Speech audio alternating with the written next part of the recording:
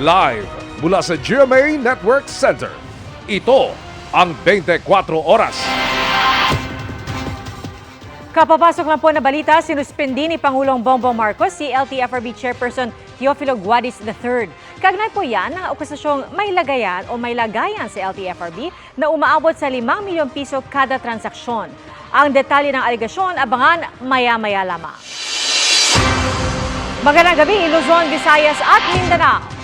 Umakyat na sa mahigit 1,000 ang nasawi sa pagpapatuloy ng madugong bakbakan ng bansang Israel at grupong Hamas. Mahigit 30,000 Pilipinong naroon kabilang ilang saksi sa karahasan at naipit sa magkakasunod na airstrike. Ilang Pinoy caregiver din ang nagkubli sa mga bomb shelter at nasagip ng mga sundalong Israeli. Ang kalbaryo nila na nadokumento sa video. Tinutukan ni JP Soriano.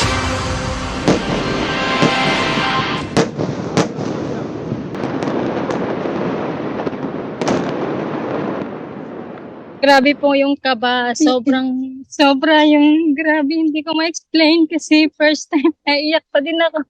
Grabe po. Ganun na lang ang pangamba ni Marisa nang masaksihan ang pamamaril sa lolong Israeli na kanyang inaalagaan. Magpapaiwan sana ang lolo sa common area ng housing facility sa Kibbutz Nahal, nakatabi lang ng border ng Israel at Gaza na napasok na pala ng grupong Hamas. Nakita ko mismo si Lolo pinagbabaril sa sala, nanonood ng TV.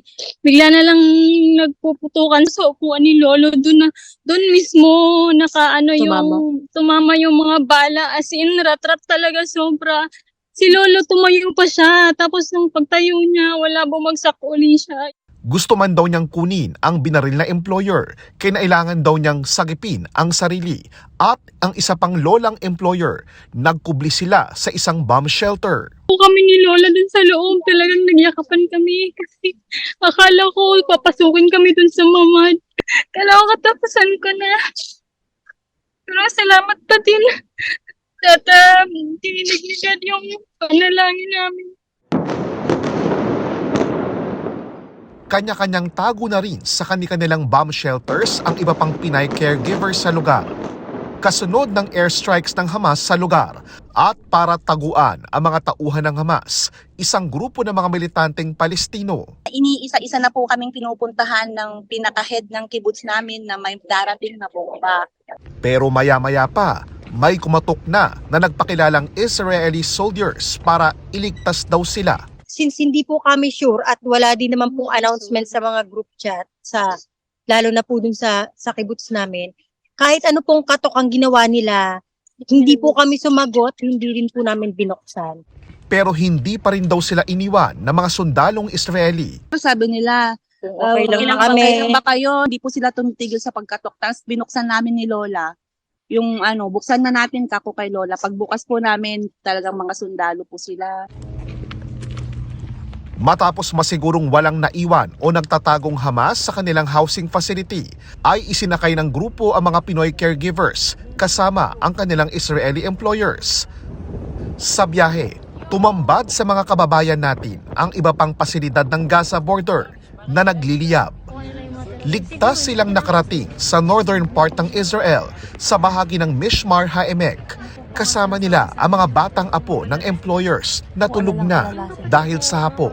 Sa panayam ng Super Radio DZBB kay Philippine Ambassador to Israel Pedro Lailo Jr., nasa 5 Pilipino pa ang unaccounted o hindi pa matuntun kung nasaan.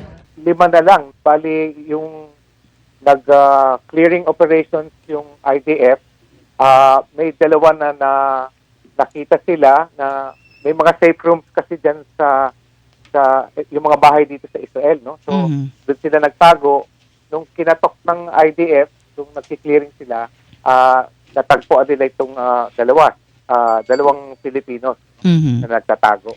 Sa ngayon, ayon sa mga nakausap kong OFW roon, bahagya nang nabawasan ang mga airstrike at barilan sa Israel kung saan may 30,000 Pilipino. Yan ay matapos ideklara ni Israeli Prime Minister Benjamin Netanyahu ng vow of mighty vengeance o pangako ng matinding paghihiganti sa grupong Hamas. Tinatarget nito ng missiles ang Gaza kung saan nakatira ang mga lider ng Hamas. pero kung saan meron ding 137 Pilipino. Bilin ng Philippine Embassy sa Jordan na nakakasakop sa mga Pinoy roon, manatiling alerto at mapagmatyag sa sitwasyon at makipag-ugnayan sa Embahada ng Pilipinas sa Jordan sa pamamagitan ng mga official communication channels. Sa ngayon, may 25 Pilipino na raw ang humiling ng repatriation o pag-uwi sa Pilipinas na posible pang madagdagan ayon sa Philippine Embassy sa Jordan. Hanap kami ng parang kung paano natin iuwi kasi hindi man sila makakadaan through Israel. No? Maaari siguro through Egypt dahil yun ang katabing bansa. Para sa GMA Integrated News, JP Soriano, nakatutok 24 oras. 5 milyong pisong lagayan umano sa LTFRB kada transaksyon ang isiniwalat ng isang dating tauhan ng chairman ng ahensya. Nakakarating pa umano yan sa ilang opisyal ng Transportation Department at sa palasyo. Nakatutok si Maki Pulido. Sa loob raw mismo ng opisina ng LTFRB, iniaabot ang lagay ng mga transport operator na mga gustong makakuha o magpabago ng ruta, gayon din ang gusto ng prangkisa, special permit, board resolution at iba pa. Maraming beses na raw yang nasaksihan ni Jeff Tumbado na nagsilbing Head Executive Assistant ni LTFRB Chair Teofilo Guadis mula February hanggang September 2023. Ang lagay, 5 million pesos umano. 50% ang down habang ang huling 50% ay binibigay pag nakuha na ang hinihingi ng operator. Siyempre, head executive assistant ako. Siyempre, lahat ng bagay na napag-usapan namin one-on-one sa loob ng office niya. I believe victim din to si chairman. Biktima rin. Dahil may instruction daw from higher ups na alam mo yung SOP. Ang tinatawag niyang SOP nakararating daw sa mga opisyal ng DOTR hanggang Malacanang. Pagbigay ko sa kanya, may mga nagde-deliver. Ipunin niyo yun. Tumalacan niyang ang last cold cash. Kung sino-sino ang mga ito, malalaman na lang daw sa ihahain nilang kasong graft at violation of ease of doing business sa Ombudsman. Bukod sa lagayan sa Central Office, may quota rin umano mula sa mga regional offices ng LTFRB na 2 million pesos kada buwan. Maliban sa personal niyang nasaksihan, may text screenshot din daw at audio recording si Tumbado. Nilantad na raw niya ito para maitama dahil hinihingan daw ng lagay kahit mga mahihirap na operator. Kung ako lang loko-loko, mayaman ako, hindi ako haharap sa inyo. Kasama na rin sa magsasampa ng kasong graft ang transport group na Manibela. Na magkakasari ng transport strike sa October 16 para ikondina ang katiwalian umano sa LTFRB. Tigil pasado at strike ang mangyayari sa susunod po na linggo. Sasama tayo! Laban! Ang preskon ng pagbubulgar sinabayan ng ipinatawag namang preskon ng LTFRB na dinaluhan ng ibang transport group na sumusuporta kay Guadis. Wala ring eksaktong pahayag si Guadis kaugnay ng alegasyon bagamat natanong siya tungkol sa ihahaing graft case. Wala po akong alam as of this morning. Nasa office po naman ako. Wala pa po akong nalalaman na ganyan. Pero kung meron man po, haharapin naman po natin. Malinis po ang ating kalooban. Wag na ho kayong mag-resign kung sakasakali. Kasi dapat ang ginagawa ho yung mga may nagagawa, bawal mag-resign. Sinusubukan pa namin kunan ng pahayag ang DOTR at Malacanang pero wala pa silang tugon. Para sa GMA Integrated News, Maki Pulido nakatutok, 24 oras. Ay kay Transportation Secretary Jaime Bautista, naglunsad na ng investigasyon at pinagpapaliwanag na si LTFRB Chairman Teofilo Guadis III. Sabi ni Guadis, handa raw ang LTFRB na labanan ang katiwalian. Wala pa siyang tugon kaugnay naman sa pagkakasuspinde sa kanya ng Pangulo. Balikan natin ang tensyon sa Israel, isang Pilipinong na-ospital, habang 20 naman ang na-rescue o nailipat sa mas ligtas na lugar. Nakipag-ugnayan na rin ang ating embahada sa mga otoridad kaugnay sa sumbong ng isang Pinay na mister niya ang nasa isang video na hawak ng mga armadong lalaki at posibleng dinala sa Gaza. Narito ang aking pagtutok. Kaliwat ka ng pagpapasabog. Walang habas na pamamari. At sunod-sunod na pang-hostage sa mga sibilyan. Ganito ang sitwasyon ngayon sa Southern Israel kasunod ng pag-atake ng grupong Hamas mula sa Gaza Strip. Kaya naman si Israeli Prime Minister Benjamin Netanyahu idineklara ng nasa giyera ang kanilang bansa sabay pagtitiyak ng kanilang tagumpay. אנחנו במלחמה ואנחנו ננצח בה.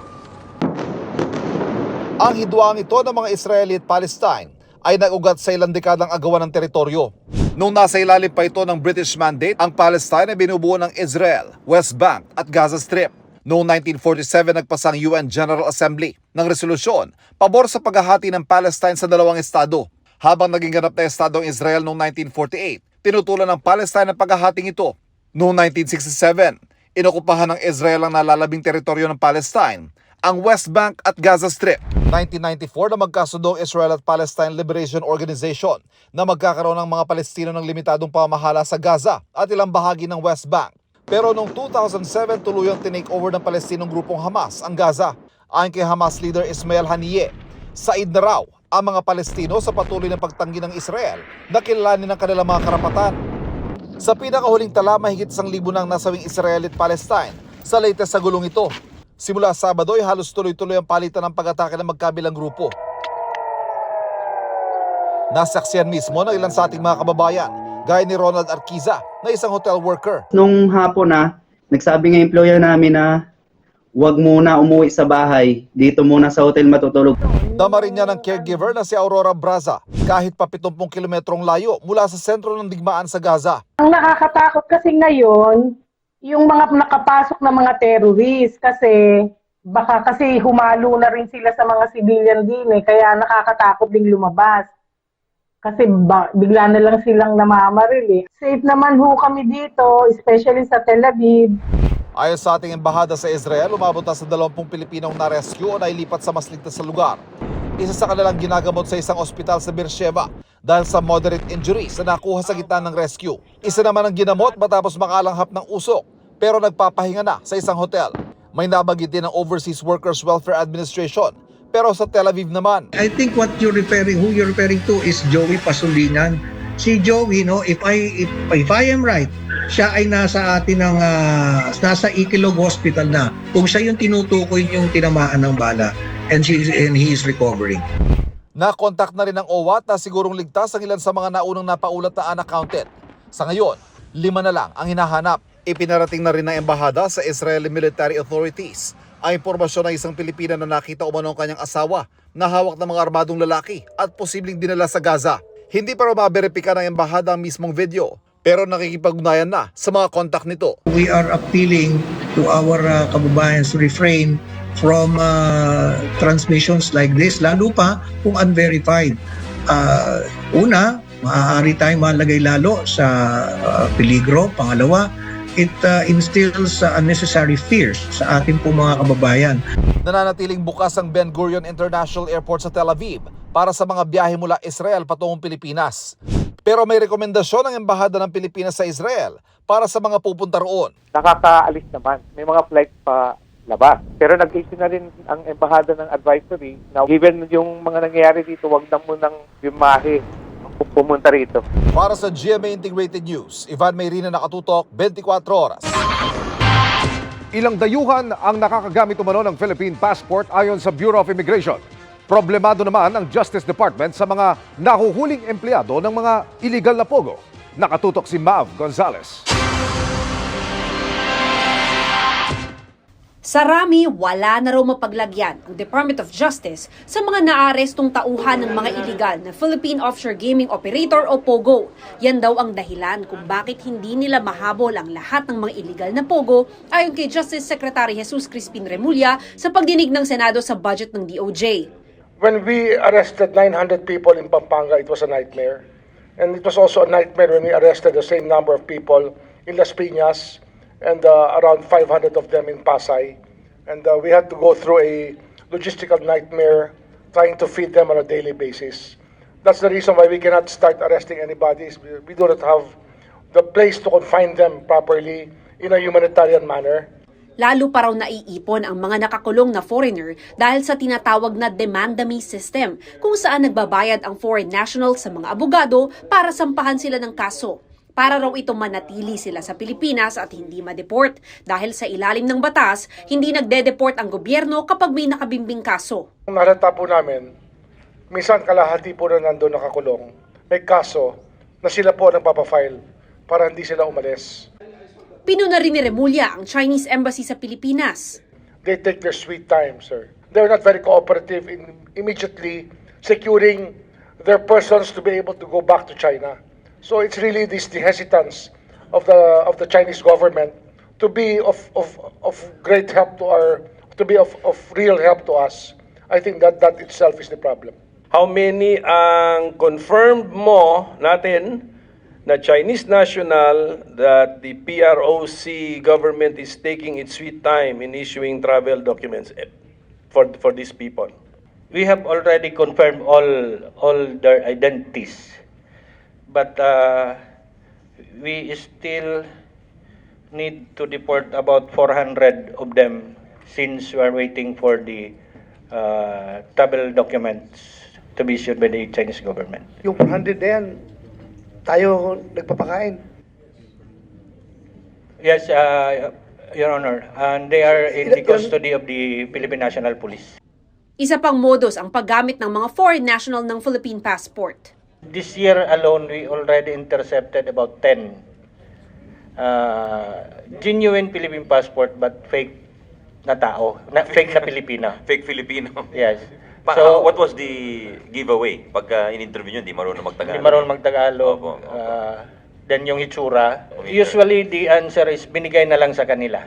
This is not only an immigration or foreign affairs issue. This is a national security issue already. Nasa kustodiya na ng Bureau of Immigration ang mga ito at nahaharap sa deportation. Iniimbestigahan na rin daw ng Department of Foreign Affairs kung paano sila na-issuehan ng Philippine passport. Para sa GMA Integrated News, Mav Gonzalez, nakatutok, 24 oras. Kumpirmado na ng Philippine National Police Forensics Team na mayroong tuberculosis ang estudyanteng namatay matapos umano'y sampalin ng kanyang guro. Pero inaalam pa rin kung may kinalaman ng umano'y pananampal sa kanyang pagkamatay. Nakatutok si Jonathan Andal. Paglabas ng preliminary findings ng autopsy kay Francis J. Gumikib, ang 14 anyos na estudyanteng na comatose at namatay 11 araw matapos umanong sampalin ng teacher sa Antipolo. Nakumpirma ang hinala, meron siyang tuberculosis o TB, sabi ng PNP Forensics Group. Sa lungs niya, nakakita kami na pulmonary tuberculosis. Pero pwede bang magdulot ng pagdurugo at pamamaga ng utak ang TB? Ito kasi ang dahilan ng pagkamatay ng bata batay sa death certificate nito. Infection kasi ang ang TB, so hindi siya magkakos ng bleeding. Pero hindi pa masabi ng PNP kung may kinalaman nga ba sa pagkamatay ng bata ang umano'y pagsampal ng teacher nito. Hindi pa rin nila inilalabas ang resulta ng autopsy dahil hinihintay pa ang resulta ng histopath examination na makapagsasabi kung paano nga ba namatay ang bata. Ang histopath examination po, ito po yung microscopic examination kung saan tinitina po namin under the microscope yung mga tissues na kinuha sa samples na kinuha sa sa namatay po. Ang Teachers Dignity Coalition naniniwalang hindi intensyon ng teacher na saktan ang bata. Nakausap na rin daw nila ang naturang guro. Nitong Biyernes, personal na nakiramay si Vice President at Education Secretary Sara Duterte sa pamilya ni Francis. Nangako siyang tutulong sa paghahain ng mga kasong kriminal kung meron daw itong basihan. Binigyan din ni VP Sara ng hanggang ngayong araw ang fact-finding team ng DepEd na tapusin ang kanilang investigasyon. Gumugulong na ang administrative proceedings ayon kay DepEd spokesperson Undersecretary Michael Powa. Para sa GMA Integrated News, Jonathan Andal, nakatutok, 24 oras. At kaugnay po niyan, gumugulong na ang administrative proceedings ayon kay DepEd Undersecretary Michael Powa. Sumalang na sa pagdinig ng Justice Department ang inaakusahang kulto sa Surigao del Norte. Nakatutok si Cedric Castillo.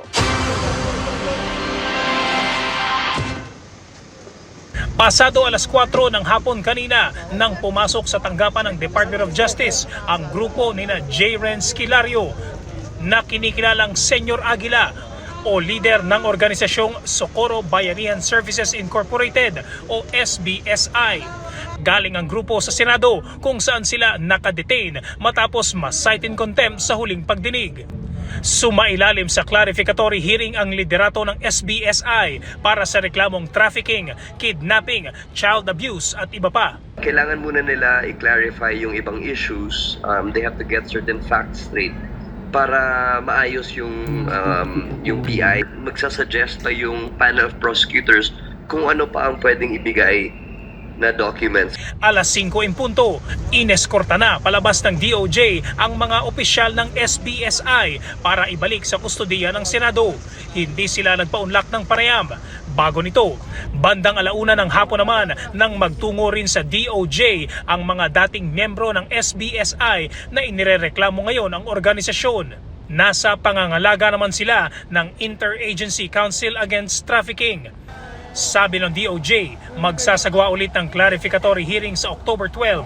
Wala pang schedule ang mismong preliminary investigation para sa mga kasong posibleng kaharapin ng SBSI.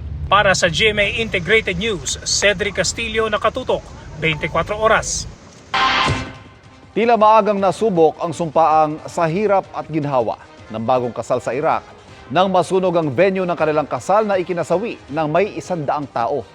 Ngayong bare months na at sunod-sunod ang mga handaan, paano nga ba maiwasan ang mga ganyang bangungot?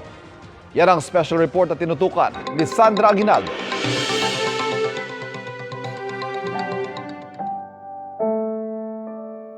Ang dapat sanay masayang kasal na ito sa Iraq, nauwi sa trahedya na ikinamatay ng hindi bababa sa 100 katao. Ang sinasabing dahilan, ang fireworks sa loob ng venue na umabot umano hanggang sa kisame kung saan may mga palamuti kaya mabilis kumalat ang sunog.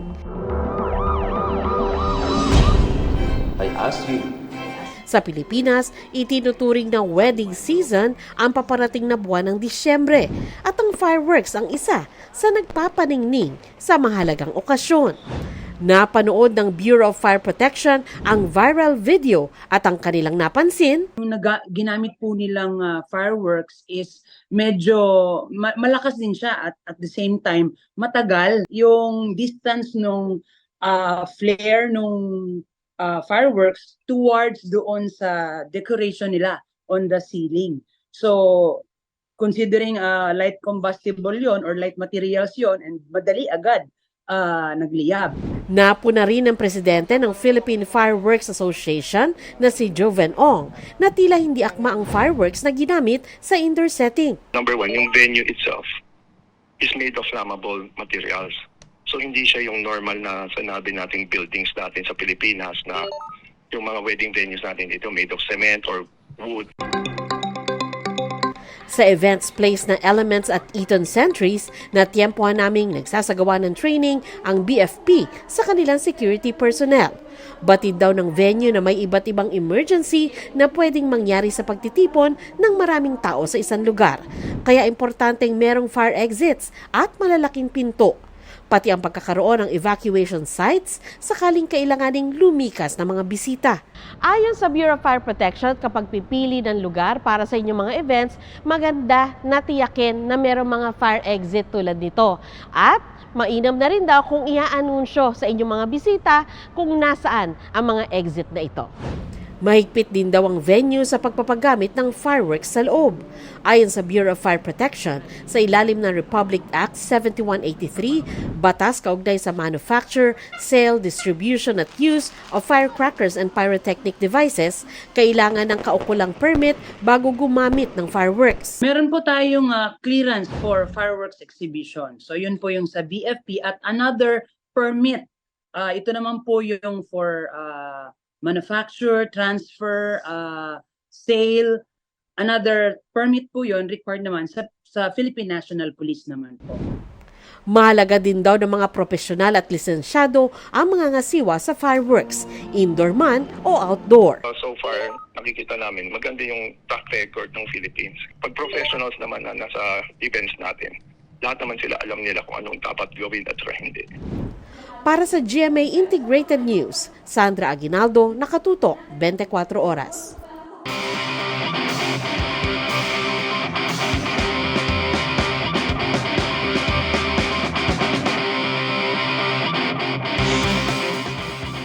Sa Sawa na ba sa mobile games at naghahanap ng bagong activities?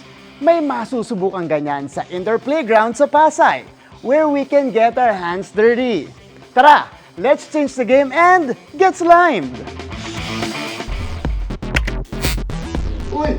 Mga kapuso, break muna tayo sa virtual world dahil for today's video, we'll get our hands dirty.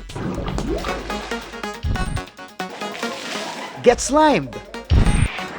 At magiging competitive sa iba't ibang games at obstacles sa indoor playground na ito. Nandito tayo sa Pasay City to try out this new slime-themed indoor playground para sa mga kids at syempre, kids at heart like me. Kaya, tara, let's go!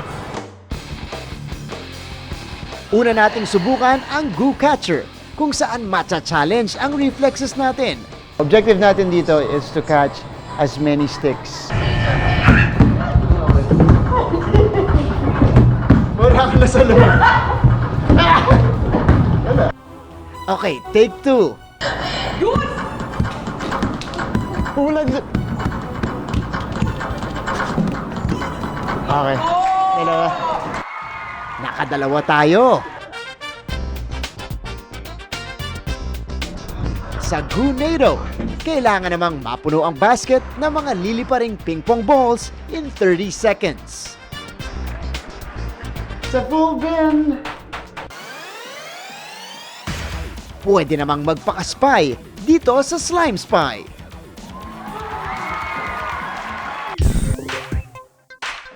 And one of my favorites, ang human bowling ball. Meron siyang wrecking ball vibes. So may enjoy nila to lalong-lalo na when they're swinging, when they're just chilling there. Ilan pa lang yan sa 10 game stations na masusubukan dito. At syempre, may station din where you can get your hands dirty to play with slime. Nag-design po kami na gawin na lang siyang slime team fun house since alam po natin na kids and adults ngayon is mas gusto po nila yung slime. So they love slime po. We really enjoyed. Our daughter really loves slime, so we decided to go here and it's her birthday today, so it made it more special. Super fun, super child-friendly. Masaya naman yung babies. At para kumpleto ang experience, we are going to get slimed. Unahin muna natin. Slime dunk.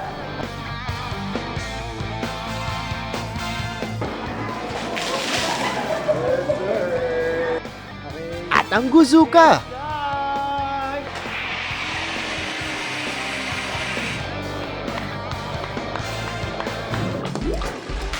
And after trying all the games, you also get to make your own slime. Yung isang oras sa po na yun, talagang sulit na sulit yun. Dahil sa dami ng pwede mong gawin dito. Walk-in passes are 799 pesos. Pero mas makakatipid kung online ka magbubook ng tickets for 699 pesos. We definitely need a break from our gadgets once in a while, and this place just might pique your interest. Para sa GMA Integrated News, ako si Martin Javier. Changing the game! Woo! Pagtatama po sa una naming iniulat na rollback sa presyo ng mga produktong petrolyo, ang kada litro ng gasolina ang may bawas presyo na 3 piso at 5 sentimo. 2 piso at 45 sentimo naman ang rollback sa kada litro ng diesel.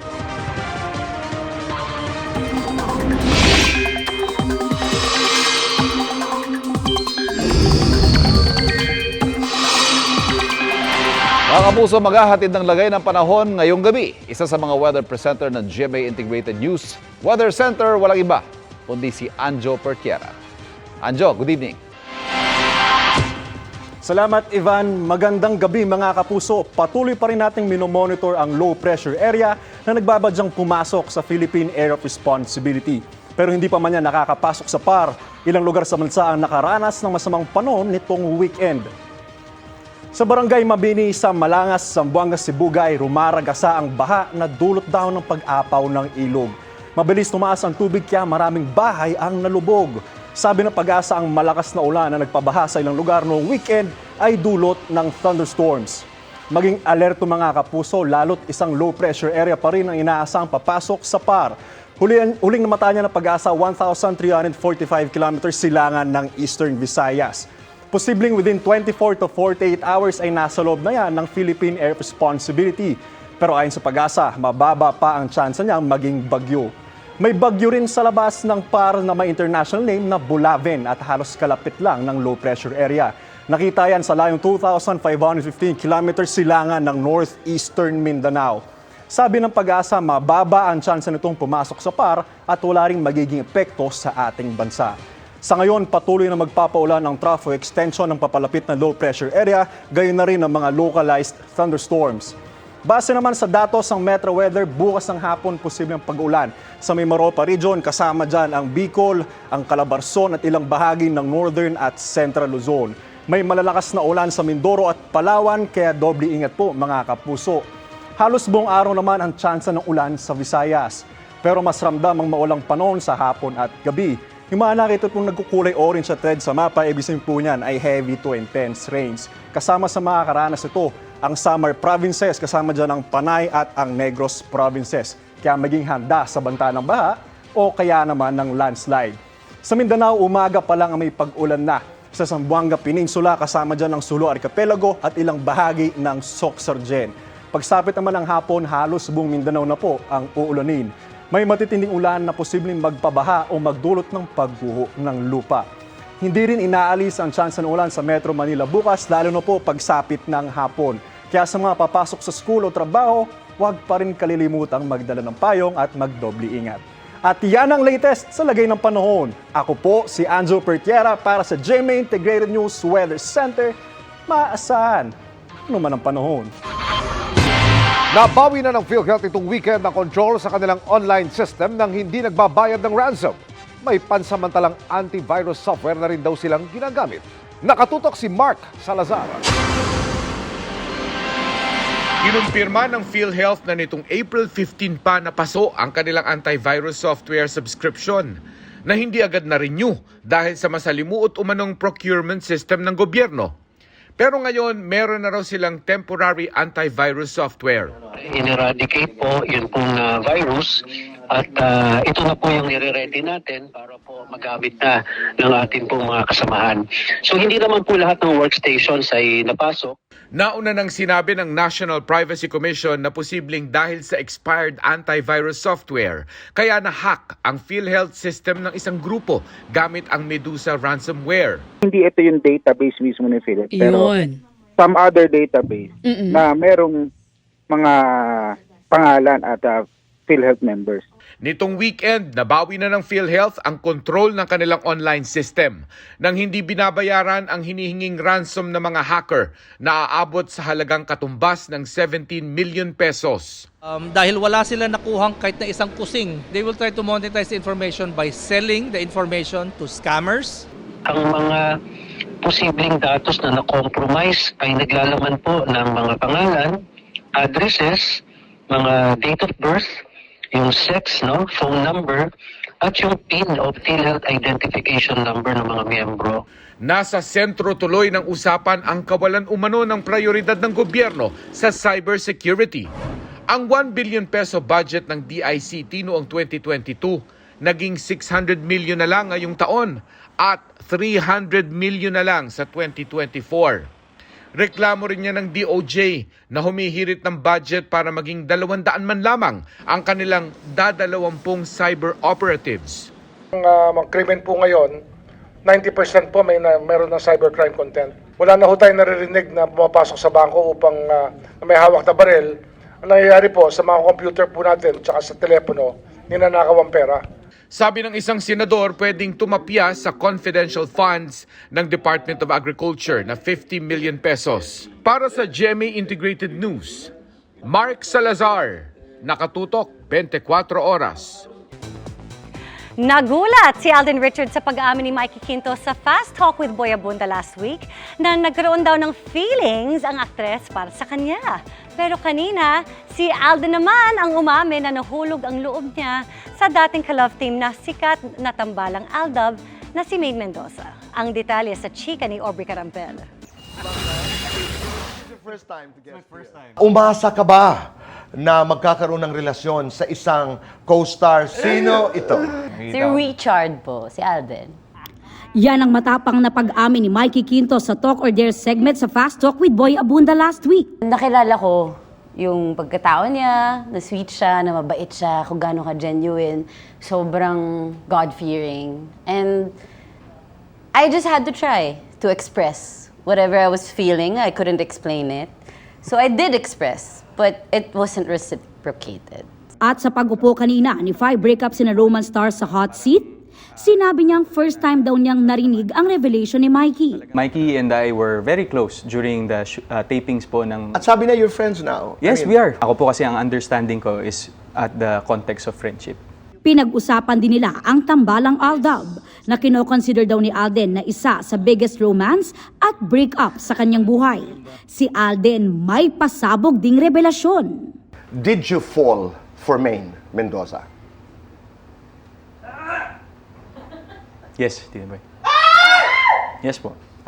Hypocrite po ako kung hindi. And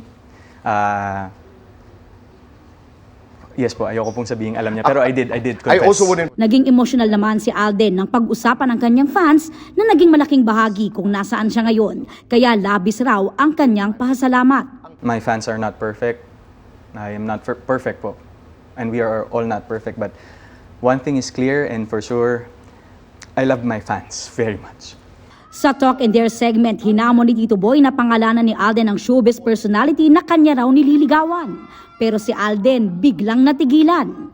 Kaya naman, kumasa na lang siya sa macho dancing while saying his viral lines sa 5 breakups in a romance. Group study nga! Di na namin namalayan yung oras. Ano pa bang gusto mong marinig? Aubrey Carampel, updated sa showbiz happenings. Yun lang naman, ang bueno naming chikahan this Monday night. Ako po si Arellano, ay Monday pa lang guys, ilang araw pa tayo. Miss Pia, Ivan, Emil. Thank you, Iya. 4 more days to go, Iya. At yan po ang mabalita ngayong Lunes. Ako po si Pia Arcangel. Mga kapuso, 77 days na lang. Pasko na. Ako naman po si Ivan Mayrina para sa mas malaking misyon. Para sa mas malawak na paglilingkod sa bayan, ako po si Emil Sumangil. Mula sa GMA Integrated News, ang News Authority ng Pilipino. Nakatuto kami 24 oras. Mga kapuso, samahan nyo kaming tumutok 24 oras. Bisitahin at mag-subscribe sa GMA Integrated News sa YouTube. Sa mga kapuso abroad, bisitahin ang GMA Pinoy TV at www.gmanews.tv.